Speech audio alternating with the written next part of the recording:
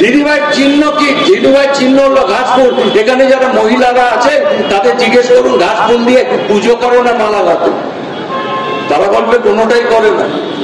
তাহলে দিদিভাই ঘাস ফুল চিহ্ন বেছে নিল কেন? কারণ দিদিভাই ভাবে পশ্চিমবাংলার মানুষ সব গরু ছাগল, আমি ঘাস খাইয়ে রেখে দেবো আর আমার যা খুশি তাই করে দেবো। আজকে নরেন্দ্র ভাই মোদী বলেছে যে উন্মুক্ত জায়গায় শৌচকর্ম করতে গেলে মানুষের অসুখ হয়, মেয়েদের ইজ্জতে লাগে, তাই ঘরে ঘরে শৌচাগার বানিয়ে দিচ্ছে। আজকে আপনারা অমিতাভ বচ্চনকে দেখেছেন, তাই উনি কি করেন? টিভিতে অ্যাডভার্টাইজমেন্ট করেন, যেখানে যেখানে শৌচাগার হয়েছে উনি অ্যাডভার্টাইজমেন্ট করেন। ওই যারা যারা উন্মুক্ত জায়গায় শৌচকর্ম করতে যাচ্ছে তাদের ধরে ধরে শৌচাগারে পুরে দিচ্ছে। কি সুন্দর শৌচাগার, আবার রংচং করা আছে, কারণ শিপিংটা হয়েছিল বিজেপি শাসিত রাজ্যে। আর এখানে কি হচ্ছে? তিন দিকে কোন রকমের 3 ইঞ্চি পাঁচিল দিয়ে একটা ভাঙা টিনের দরজা লাগিয়ে এত ছোট শৌচাগার করছে। যদিও একটা মন্ত্রী ছিল, এখন জেলে আছে, নাম পার্থ চট্টোপাধ্যায়, ওটা ঢুকতেও পারবে না, বেরোতেও পারবে না।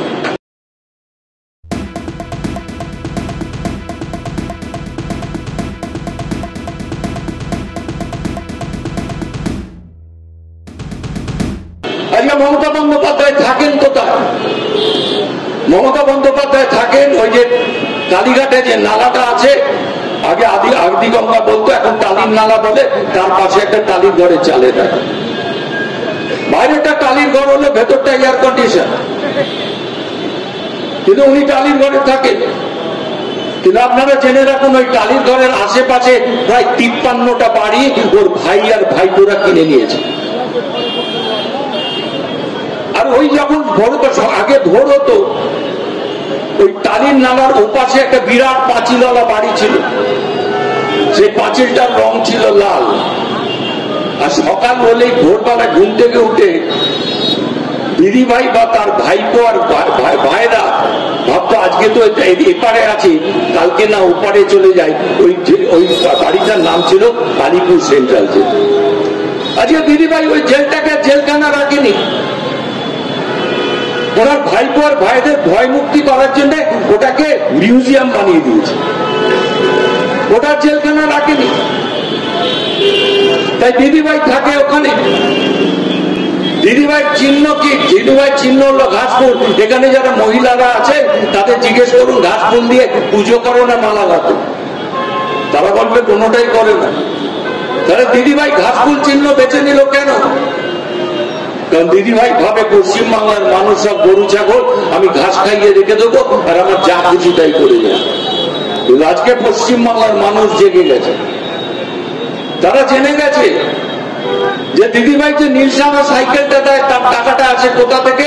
মানব সম্পদ উন্নয়ন মন্ত্রক দিল্লি থেকে আসে। আর দিদিভাই ওটা অর্ডার দেয় কাকে? ওই ভাইপো শ্বশুর বাড়ির একটা ফ্যাক্টরিকে। তাই আস্তে আস্তে সাইকেলের ওজনটা 3 কেজি কমে যায়। ওটা পাওয়ার পরে আগে সাইকেলের দোকানে নিয়ে গিয়ে না সারালে ওটা চড়া যায় না।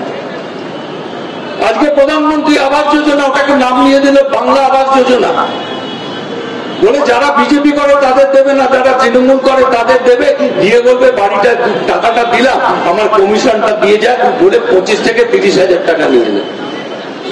আজকে যখন দেখা গেল যে এইরকম অরাজকতা হচ্ছে, তখন অডিট বিজেপি আটকায়নি, নরেন্দ্র মোদী আটকায়নি, অডিটে ধরা পড়ার পরে সেই আবাস যোজনার টাকাটা আটকে দিয়েছে।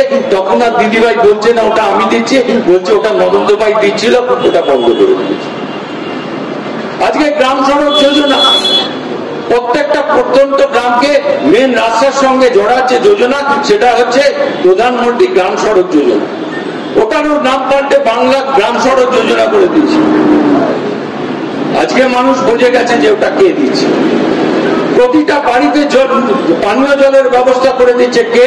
নরেন্দ্র ভাই মোদী। আর দিদিভাই বলছে আমি দিলাম।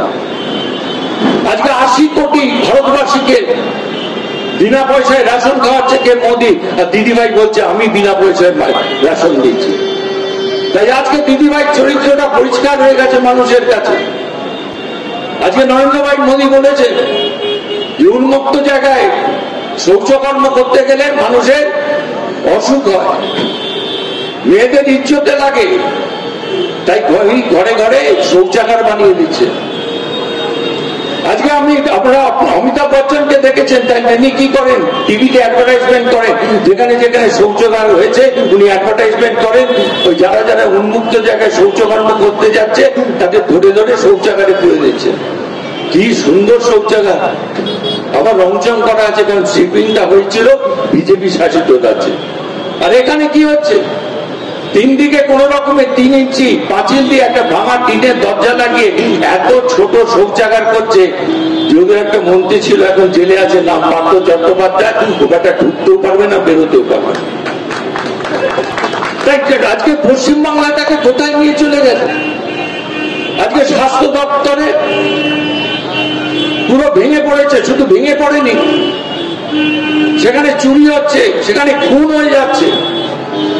আজকে একটা ডাক্তার, তার যেটা কর্মক্ষেত্র সবচেয়ে সুরক্ষিত জায়গা, সেইখানে সে খুন হচ্ছে, ধর্ষিতা হচ্ছে, কার দ্বারা? সিভিক পুলিশ দ্বারা, যে এখন ধরা পড়েছে। আর কে কে পেছনে আছে যেটা পরে আসবে। আপনারা দেখছেন আওয়াজ, রোজকারের হক কথা। ফর মোর আপডেটস অ্যাবাউট আওয়াজ, please subscribe our YouTube channel.